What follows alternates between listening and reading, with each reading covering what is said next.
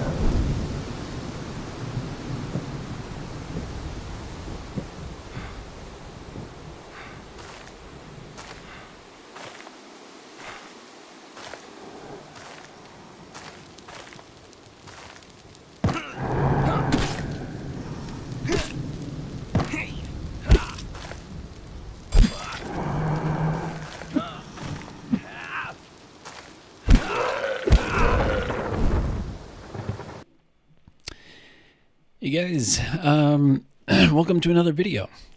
So showed you a few clips in the beginning here, kind of showing you the progress that I've made on the combat system and one of the enemy types here. So what I'd like to do now is kind of actually talk about all of the specific changes that I made since the last time. So first thing I'm going to talk about is the changes that I've made to the enemy. So let me see if I can. All right. Oh, let me slow this down. All right, let's take a look at my enemy here. So I started with the kind of just standard skeleton. I got a character pack from the Fab store that included this skeleton character along with maybe like 5 or 6 different variations on it. So this one is the default, just kind of, bone skeleton, and I wanted to spice it up a little bit so it wasn't so plain. So the first thing I did is I added, like if you look around his legs and hands, you'll see that kind of, a little bit of flame kind of coming off of his body. That is an overlay that I created, which essentially it takes a couple of meshes, a couple of textures. You can modify the color, and then you can kind of modify the motion of the textures as they kind of go around the body, and you can adjust, how much of the overlay is visible and how much is emitting light and that sort of thing. So I kind of came up with this little, essentially like burning overlay that I put on top of him. And I thought that looked pretty cool. And then to kind of make it a little more badass, I kind of stuck on this big flame that's kind of coming out of his torso here. That is a Niagara system that is literally just like positioned in the middle of his body and then attached to one of his spine bones so that it stays with him no matter which way he's moving. And then, so that's what I did for the visuals. And then for the audio, I added in some like vocalizations. And let me see, I'll let you try to hear it first, and then you can tell me if you can tell what it's saying.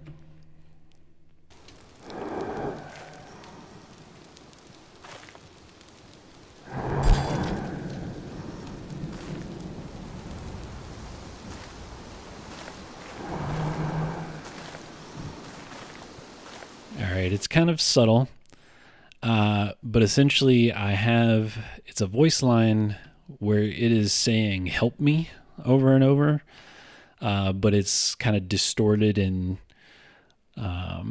ethereal a little bit. So the idea that I'm kind of going with for my enemies right now is that they are essentially all people who, fell under this curse, and they're kind of cursed with undeath. So, not exactly like a zombie, but these people died, but they won't actually die, and they're kind of like stuck in these bodies and they're suffering. So, the idea for this particular enemy is something like, maybe they died in a fire, and so they've kind of linger on as this sort of like cursed fire, immortal, undead thing. Just some ideas I've been playing with just to kind of make things a little more interesting. I kind of have a couple of ideas for other enemies that have, similar visual and thematic ideas for maybe how they died. And what I'm thinking right now is that I would like them, based on, their type, to have different attacks that they can do, or different effects that they can apply to the player. For example, maybe this guy can actually shoot out a flame from a distance, or maybe just being near him makes you take burning damage. Just like, these are literally just ideas that I'm kind of coming up with as I'm toying around with things. So, all of this could change or not. I don't know. We're just seeing where things go. So yeah, in addition to the voice lines and the visuals here, I also added in a different death animation. So originally I had it so when the enemy died, he would essentially ragdoll and just fall on the ground, and then after 2 or 3 seconds it would just disappear, because essentially when they would fall on the ground, the physics would sometimes kind of wig out a little bit, and they would sort of just vibrate on the ground or slide across the ground or something. So to avoid that, I got rid of the ragdoll effect and I replaced it with an animation that essentially they just fall over and then they dissolve essentially before being destroyed. So instead of them just being there 1 second and gone the next, there's a little bit of a transition where they kind of dissolve into nothingness. And right now for this particular enemy, which is really the only one that I've worked on so far, essentially I also have a little sound effect of them like burning up. So essentially they die, they fall over, and then they kind of and disappear. Just trying to find ways to make the death feel a little better and a little less jarring. And also, maybe provide some in-game context for why the corpse doesn't just hang around. So let me fly over here so I can pick up a weapon, and then I'll fight one of these guys again so you can kind of see that.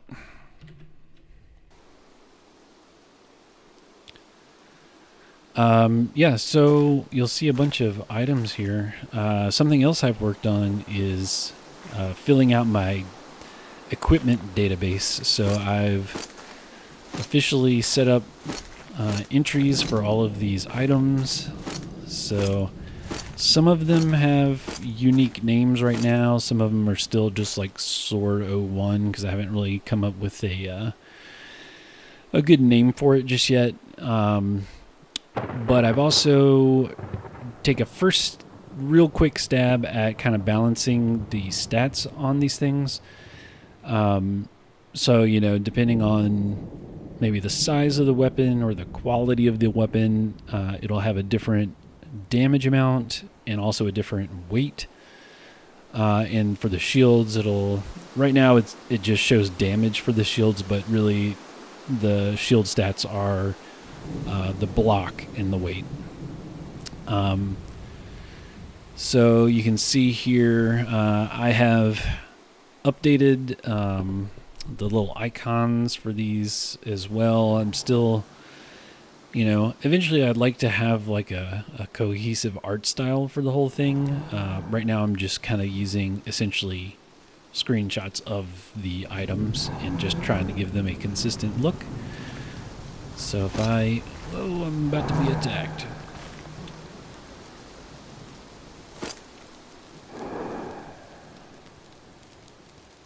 I don't know why he's not hitting me. Oh, there he goes.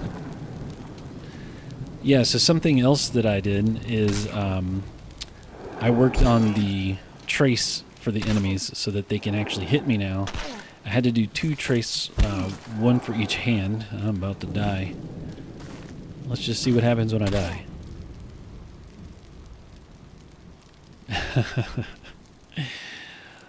Well, that's wigging out a little bit. So I can take damage now. I got that figured out. So essentially when I reach 0 health, I trigger the player death. Right now, all that is I turn the screen red and I take away control from the player. You can see the game still keeps going. So there are some things I gotta to work out there. Oh, are we gonna crash? We're not gonna crash. Sometimes when especially when I'm running this thing in full screen, it starts bogging down my machine a lot, especially if I'm recording and stuff. So occasionally I'll run into some crashes. But let's hop back in here. Let me grab a couple of items.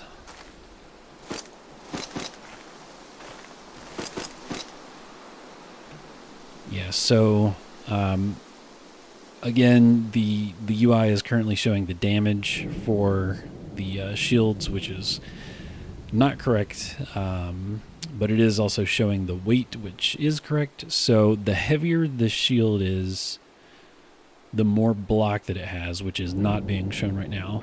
And essentially for the block, if you are blocking with a shield, the amount of damage that you take from a hit is split between your health and your stamina.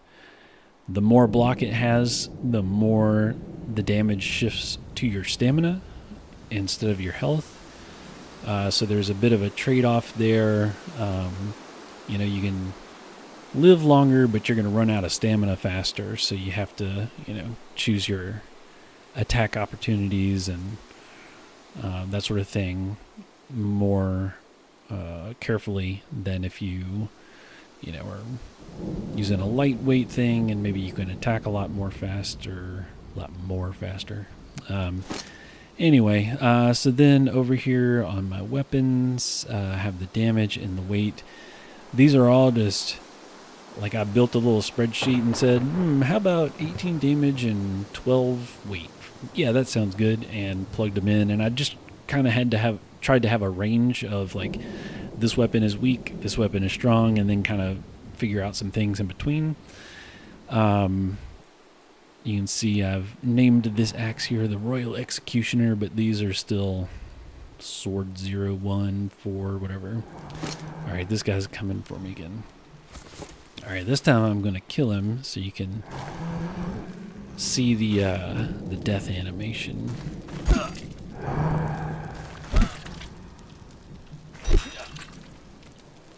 You can see combat is kind of easy. So I still got to figure that out. Like, I'm able to, at least in this outdoor space where I move a little faster, I can kind of hit him and back up and get out of range before he's a threat to me. So yeah, definitely still needs some tweaking there. Something else that you'll notice is on the left side of the screen here, there's a bunch of numbers scrolling by. That is indicating my movement speed. So the way I have it right now is 400 is the standard speed, and then depending on how much weight you're carrying, it reduces that. So right now I'm essentially carrying 50 pounds of weight, so it's reducing my speed by 50. So that's why it's at 350 right now. So here's an example. I'm blocking, so I'm taking a little bit of health off, but a lot of stamina because this shield has a pretty good block rating. I think it's like 90 or something. So it's like 90% of the damage goes to my stamina, and I only take 10 to health.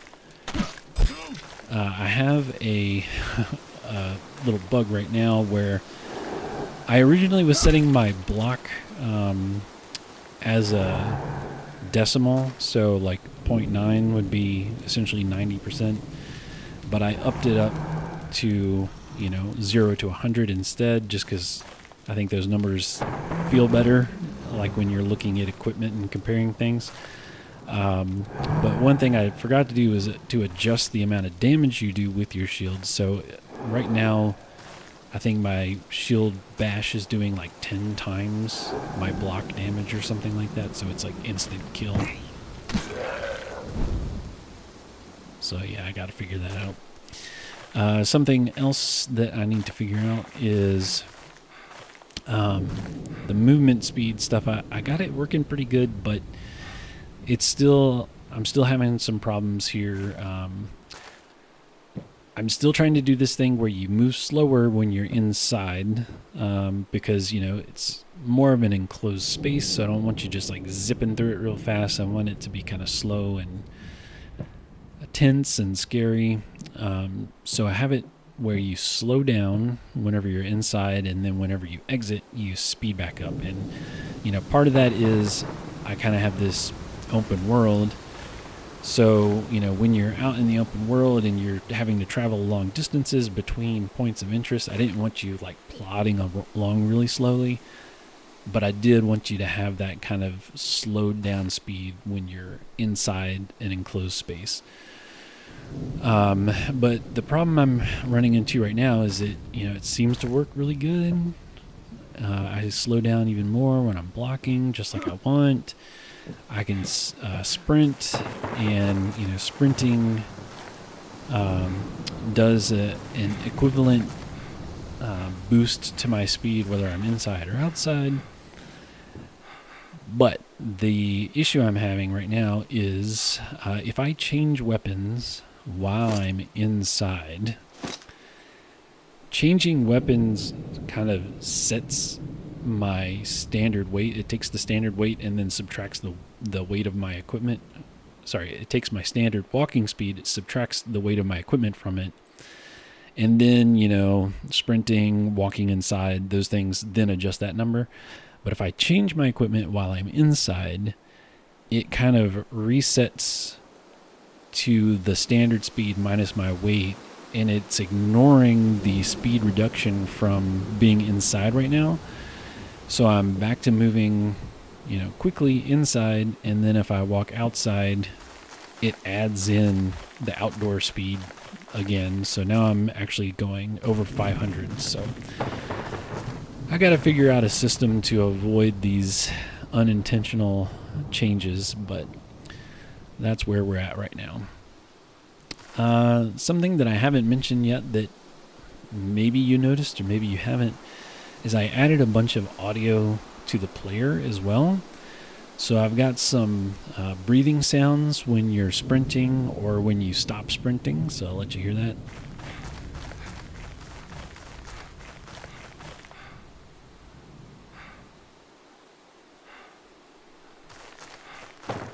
All right, and then I also have some sounds for when you are attacking.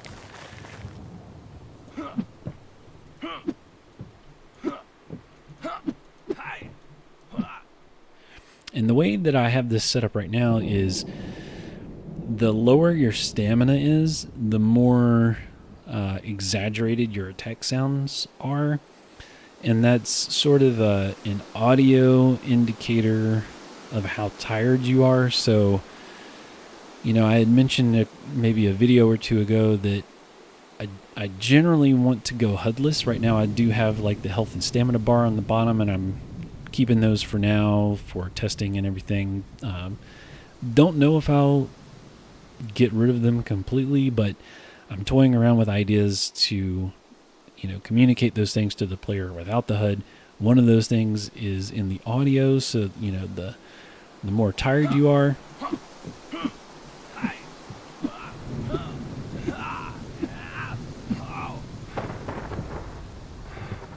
the more like exasperated your attack sounds become. I got these sounds in a pack off the Fab store. It was like $5 for 133 different sounds, like attack, damage, all kinds of stuff. Right now, just the breathing stuff and the attack sounds are the only thing that I've incorporated so far.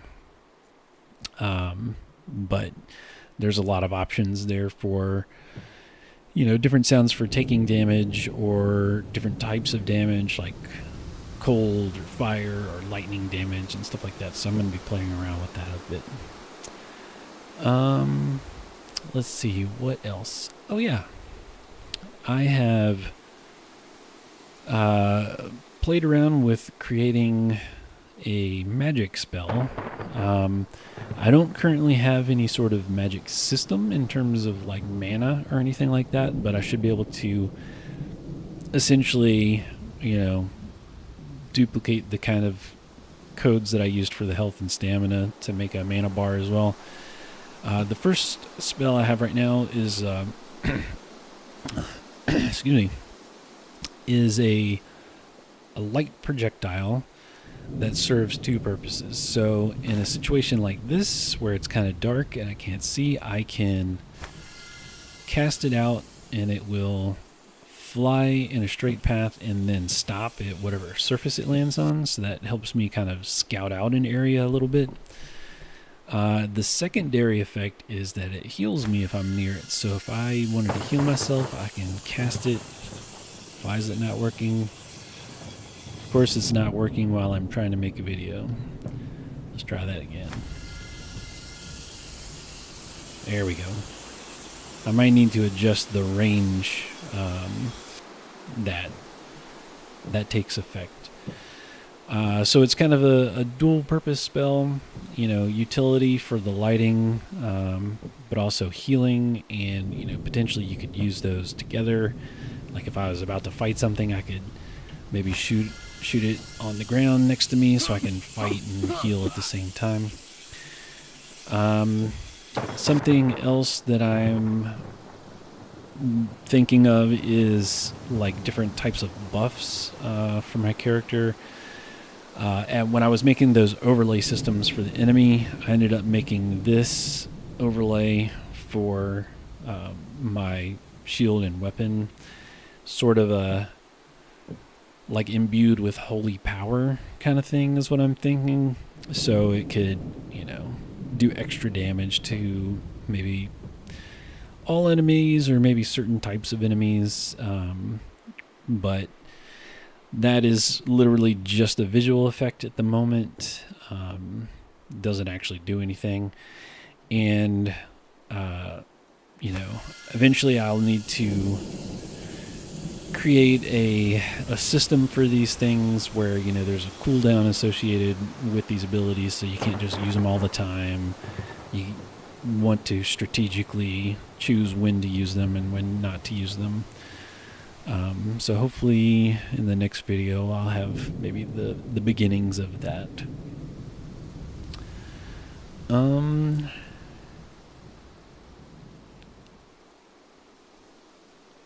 I think that is about all I have at the moment. So I will go ahead and just end it here. Hopefully you enjoyed this look at my updated combat system. Again, all this stuff is subject to change as I'm working through things and just toying with things as I go and making decisions on the fly. But it's been fun so far. Having a lot of fun, and I feel like I'm making some pretty good progress. So thanks again for hanging out with me. See you later.